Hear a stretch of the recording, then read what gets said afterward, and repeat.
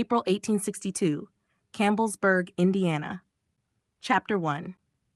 The kitchen smelled like fried salt pork and coffee, and the last of the evening light lay across the table in long, gold bars that didn't quite reach the empty chair at the end. Mother kept that chair dusted and clean as a church pew. She said it helped steady her. I didn't argue. Some things a man lets be. Rosalie set down the skillet and tucked a loose strand of hair behind her ear. "Eat while it's hot," she said, trying for bright. At 17, she was the one of us who could still make a room feel lighter. Isaac came in from the shed with his sleeves rolled, sawdust on his forearms, that union blue ribbon he kept in his pocket, just perking out. He didn't wear the ribbon where anyone could see it, but he couldn't quite put it away either. Mother, Isabella, stood with her palms on the table and looked at me the way she used to look at Father when he spoke too sharply, and she wanted him to soften without losing face. "Sit, Calder," she said. "You ride all day and you think too much at night. Food will steady you."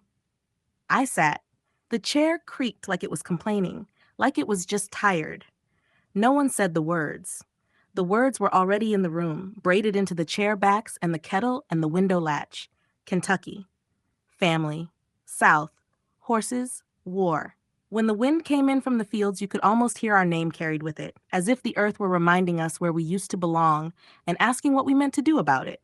We bowed our heads, and Mother blessed the meal. She spoke Father's name the way a person touches a scar they keep forgetting is there.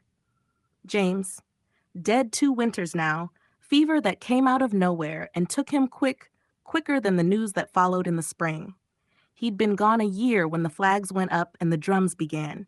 He missed all the shouting, though he'd started the argument in our house years before that, when I was 14 and he said, "I won't own men."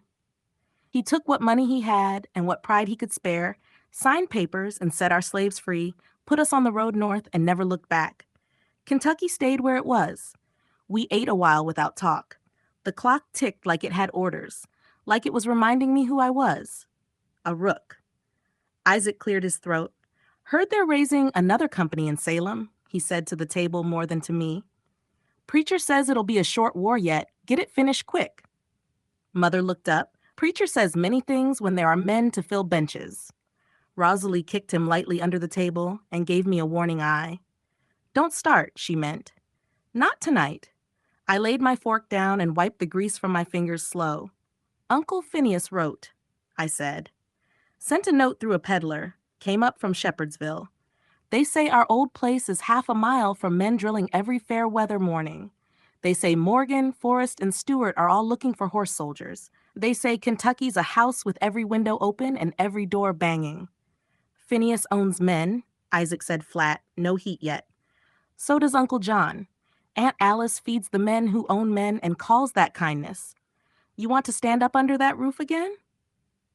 I let the question sit between us. I could see Father at the head of the table, the way he'd lift his eyes when something hard was being said and weigh the person rather than the words. He'd freed people and hauled us north and buried the shame he'd come from like a weapon he didn't want his sons to use. But he'd also taught me to ride before I could reach the stirrups. And he'd said the rook blood runs long as a fence line and twice as stubborn. Both things were true. That was the trouble. "I'm not a slaver," I said. "You know that. I'm not going south for chains. I'm going for blood, for kin, for the ones who carried me on their shoulders and taught me to shoe a horse and told me our name meant something. I hear they're thin on men. I hear they need riders that can run at night and never lose a trail." Mother's hands had been resting quiet on the table. She turned one palm up, surprised by her own strength. "I know what you hear," she said. "I know what calls you.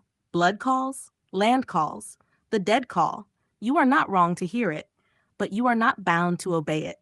I know." "Do you?" She studied my face like it was a map she hadn't quite learned. "Your father set certain things free. We paid a price. We left our mothers and fathers and brothers, and we put our heads down and started again where the river turns slow and the winters bite. Your uncles stayed. They made other choices. If you go back there, Calder, you go back with your eyes open, not to be captured by old ghosts wearing new uniforms." Rosalie broke the spell with a little breath. "If he goes," she said, "he'll come back. I know he will. And if he stays, he'll be angry with himself every morning he looks toward the south. Either way, he'll be Rook. Either way, he'll be ours. It was a kind thing to say. It landed where it needed to. I'll walk a while, I said. Mother rose with me, then thought better of it. Take your coat, she said, though the night was mild. The ground by your father's stone keeps the chill longer than the rest. I crossed the yard with the cicadas thinning and the last light gone from the top of the cottonwoods. The small graveyard father was buried in wasn't but 200 yards from the house, only about a dozen stones side by side. A new limestone marker we had hauled up from Kentucky in a wagon for the sake of continuity. I took off my hat and held it by the brim and tried to think which words I hadn't already used up. Evening, I said to the stone. It was foolish. I shifted my weight. I don't know if I'm a good man, I told him plain. You did a brave thing, and I was proud to ride north with you. But when the drum started, all I could feel was the road south under my boots. I don't aim to fight for chains. I aim to stand between my kin and whatever comes gunning for 'em. That sounds like a pretty excuse when I say it out loud. Maybe it is. The night pressed close. A dog barked far off and quit. The air smelled of earth and spring and the faint, sweet rot of last year's leaves matted under the fence line. If you were here, I said, you'd tell me to sit quiet and listen until what's true shows itself. You'd talk about horses. You'd name each one like a person. Gypsy with her blue coat and stubborn head, Frog with that dun hide and easy walk, France with more heart than sense. You'd say a man can carry more than one truth at once if he doesn't try to hold them both in the same hand. I let the words run out. Well, old man, I always wanted you to be proud of me, but I guess at 29, I gotta make my own decisions. I stood there until the ground's own cool steadied my feet. The stone didn't answer. It never had. But something in me eased like a strap, let one hole looser.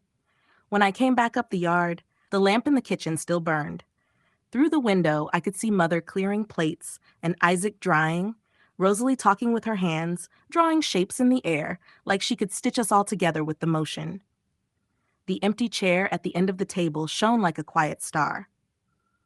Inside the door, I set my hat on its peg and laid my palm flat against the wall where Father's hat used to hang. I'll decide soon, I said to no one and to all of them. I won't slip out by dark. I'll look you in the eye when I choose. Mother looked over and nodded once, as if I'd answered a question she hadn't asked out loud. Isaac folded the towel just so, the way he did when he was making a peace offering he couldn't admit to. Rosalie smiled. She looked happy and poured me another cup I didn't need. I sat and wrapped my fingers around the heat and let it sink into my hands. The world outside the windows kept turning, as it always does. North was still north. South was still south. The night smelled like Indiana and memory. I didn't know yet which way I'd ride. I only knew that when I did, I'd carry this table with me. The chair that stayed empty, the hands that stayed open, the name that could still mean decent things if a man worked at it. I keep all these things in my heart, close like,